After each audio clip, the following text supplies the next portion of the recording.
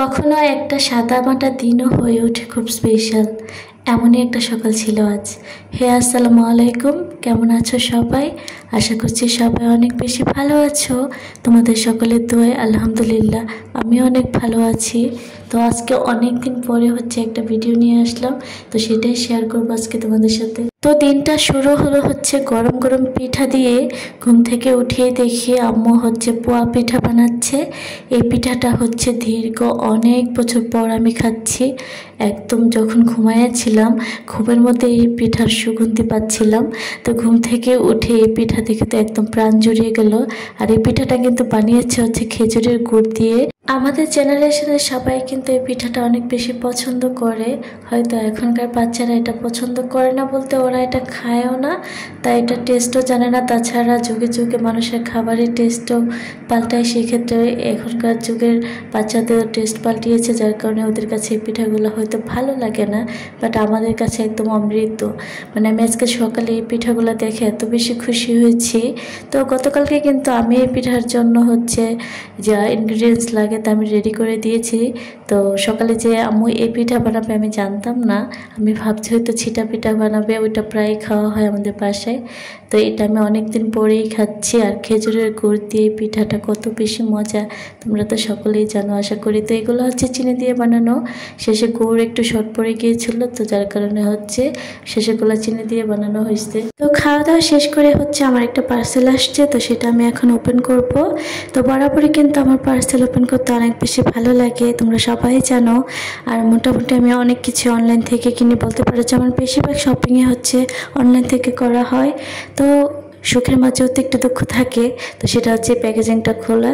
তো যাই হোক, আমি একটা টেইলরিং বই অর্ডার করছি। তো এই বইটা আমি অনেক দিন ধরে ফেসবুকে দেখছি, তারপর আমি এটা অর্ডার করলাম, ভাবলাম যে দেখি কেমন হয়। তো এইবার আমাকে সাবানা হওয়া থেকে কেউ আটকাতে পারবে না, এখন আমি অনেক বড় টেলর হয়ে যাব।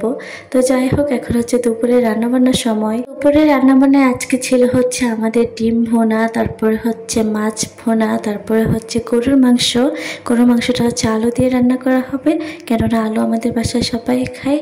আলুর মানে প্রতিদিন আমাদের রেসিপিতে একটা না একটা আইটেম আলুর থাকেই। তো দেখতে পাচ্ছ এখানে গরুর মাংস রান্না করা একটু বড় পাতিলে রান্না করা কেননা একটু বেশি রান্না করা হচ্ছে। আর এখানে ভাজাভাজি যা লাগে সবকিছু আগে থেকে করে রাখলে দেখা যায় রান্নাটা খুব তাড়াতাড়ি হয়ে যায়। তো টমেটো আমি সব কিছু দিয়ে দিয়েছি কয়েকটা টুকরা টুকরা করে। তো এগুলো তেলাপিয়া মাছ, একদম পুকুরের মাছ আমাদের।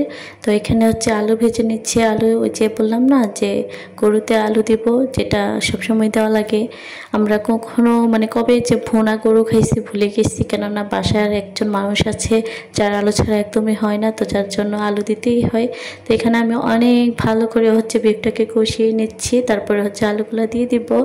আর একটু গরুর মাংসতে একটু দেরি করে সেদ্ধ হয়, যার কারণে ভালো করে কষি। আর যে কোনো রান্নার মজাই দেখবে তোমরা যে কষানোতেই থাকে। তো যাই হোক, এখানে কষতে থাকুক, তারপরে বাকি যে রান্নাগুলো আছে সেগুলো করে নিচ্ছি। তো এখানে আলু ভাজি শেষ, এখন আমি বিফে দিয়ে দিচ্ছি আলুগুলাকে।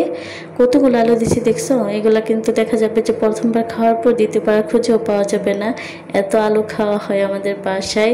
যদি আলুর হিসাব করা হয় মাস শেষে দেখা যাবে অর্ধেকটা আলুতেই চলে গেছে। তো যাই হোক, এখন আমি ভালো করে নাড়িয়ে টাড়িয়ে আবার কিছুক্ষণ আলুর সাথে কষাবো। তারপরে এটা আমি অনেকক্ষণ ধরে রান্না করছি। তো এখানে পেঁয়াজ ভাজি করা এটা ডিমের জন্য। ডিমটাকে রান্না করে একটা বাটিতে নিয়ে নেব। তারপর যেহেতু অনেক রান্নাবান্না আছে, অনেক হাঁড়ি পাতিল হয়ে গেলে জায়গা হবে না রান্না করে, যার কারণে আমি এখন ডিম রান্না করে নিচ্ছি। ডিমটা কিন্তু আমি খুব ভালোই রান্না। তো আজকে এত রান্নাবান্নার একটাই কারণ আমাদের বাসায় মেহমান আসবে। তো আপাততর মধ্যে চা খাওয়ানো যায়, তাই তো বাকি যা রান্নাবান্না করা লাগে তা রাতে রান্নাবান্না করা হবে।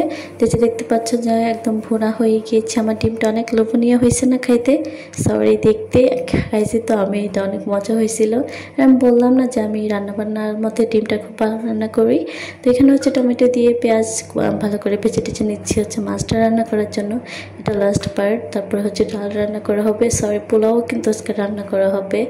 তো মাছটা শেষে হচ্ছে পোলাও রান্না করবে।